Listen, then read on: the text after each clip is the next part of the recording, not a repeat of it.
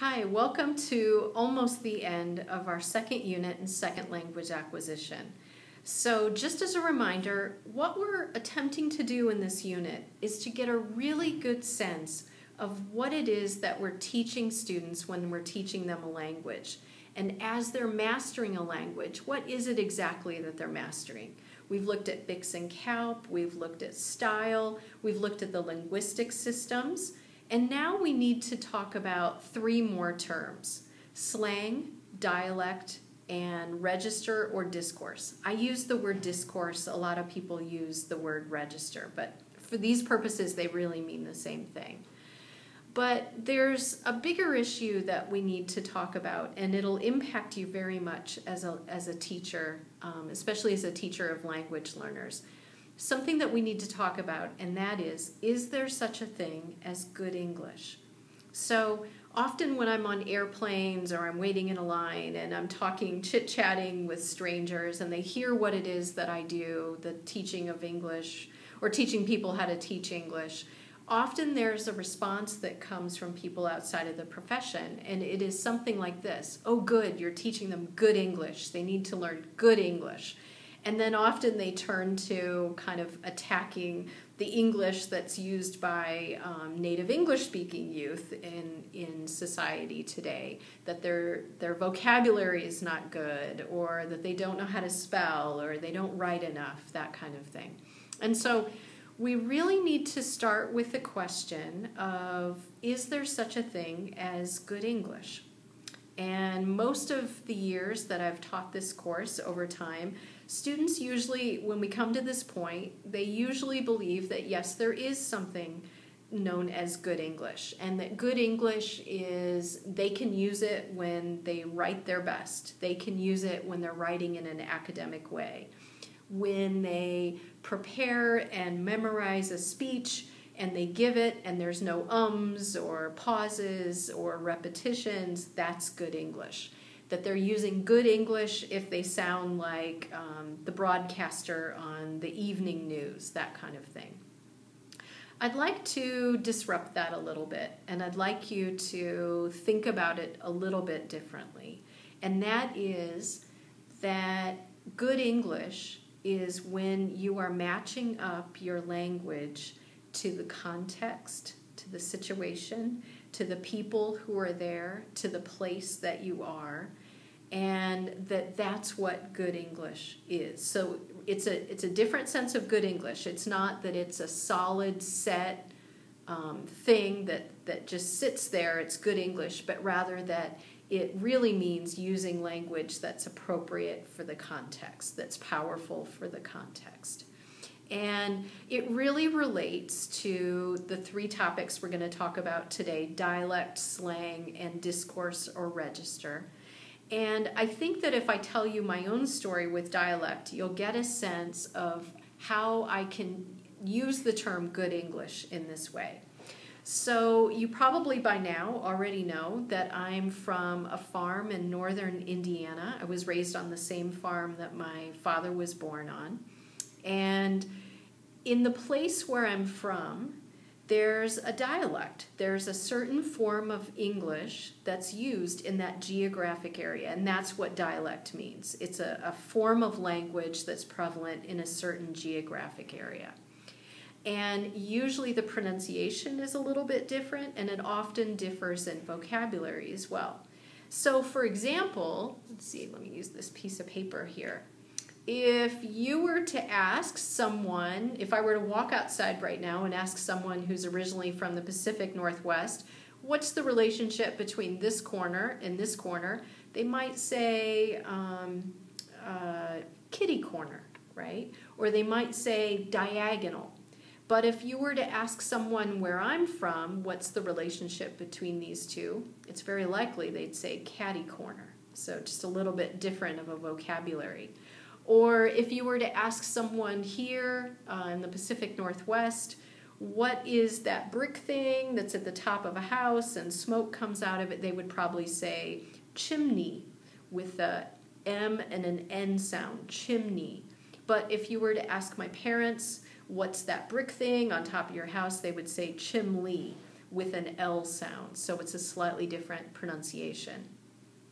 Someone here, if they're making sure that their kids are they're moving forward and getting ready to get on the school bus, they might say, "Are you getting ready?" I grew up to my mother and father saying to me, "Getting around, getting around."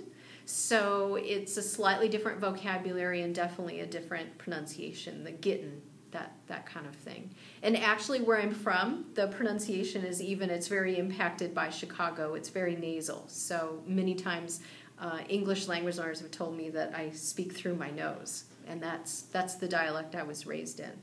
Now, unlike most of the people from my area, I ended up going to university, and then I got a graduate degree, then I got another graduate degree, and I live in academia.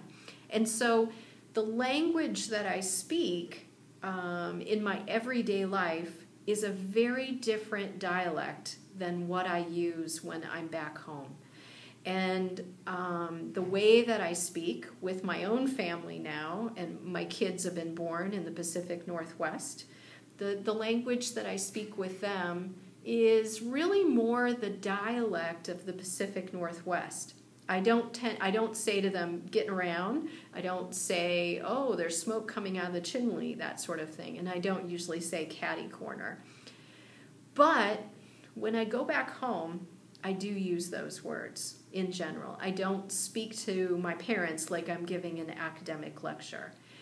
And I think a lot of people would be inclined to say that between those two forms of English that I use, the Northern Indiana dialect, where I say things like chimney and catty corner and getting around, that it has less value than this academic formal English that I use, like I use with you.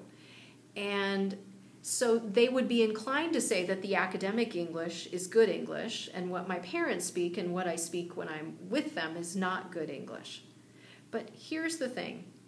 If I didn't change my language and speak the way my family speaks, and to kind of echo the way that they pronounce things and the vocabulary that they use, it could actually disrupt our relationship a little bit. It might actually send the message, "I'm not from here. I'm not from you. I'm not a part of this area. I'm not a part of this group." That could disrupt the relationship. And that would not be good English, right? Language is the most powerful tool that humans have.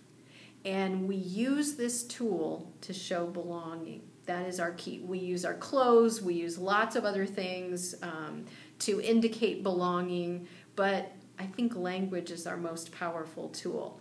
And so I'm a smart cookie. I don't want to disrupt my family. And so when I travel back home to Indiana, to the farm, I change my language. I use the language that I used when I was growing up. I use that dialect. And that is good English. That's good use of English.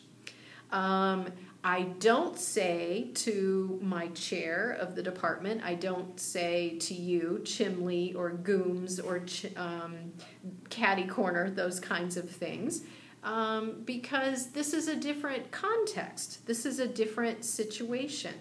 And when we talk about context, we're talking about discourse. We're talking about register. So, for example, if you were sitting behind two strangers chit-chatting on the bus, you would hear a certain kind of talk and certain vocabulary, certain topics, certain way that they speak to each other. That's an example of a discourse.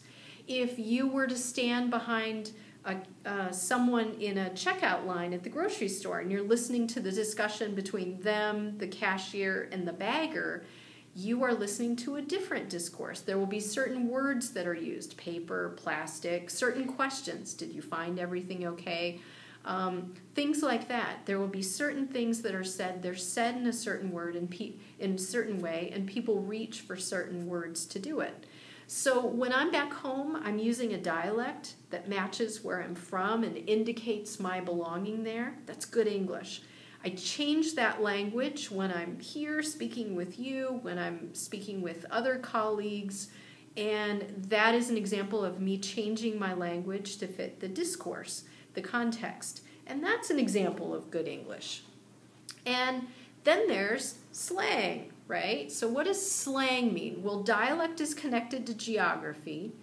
Discourse is connected to situation. Slang is connected to social group. So one very powerful way that a group has to show belonging to each other is to use words that no one else is using. So to develop words, to develop ways of using that words that indicate an understanding among the group and a use and a perspective on life. And so a slang word that's only used within a certain group, that is a powerful thing to show belonging. Who's in, who's out.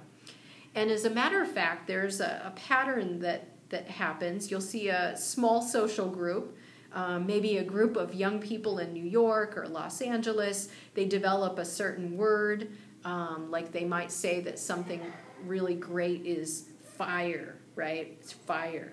So they start using that word, others overhear it, they start to use it themselves once they figure out what it means. And then once it's moved beyond that group and it starts showing up on television and parents like me start using it, start showing up in movies, it's dead, right? Because it lost its power. Its power was to show belonging. When I use a slang term like fire, it's somewhat powerful for me. I'm trying to show that I belong to a group, but of course it's also a joke, right? I'm not one of those young people using that term. So with dialect, with discourse, and with slang, there's a certain form of language. It's often vocabulary, it's often pronunciation, and it's often a certain kinds of topics that are discussed or not discussed and how directly or indirectly people speak. And all of that makes for good English, as long as the speaker, as long as the writer is paying attention to that context, whether that's a geographic area or a certain social group or a certain context. Changing your language is good English. Right? So you might be thinking, now wait a minute, I've gotten docked on academic papers for using slang. I have gotten docked on academic papers for using a bit of dialect that I brought from home. Isn't that a problem?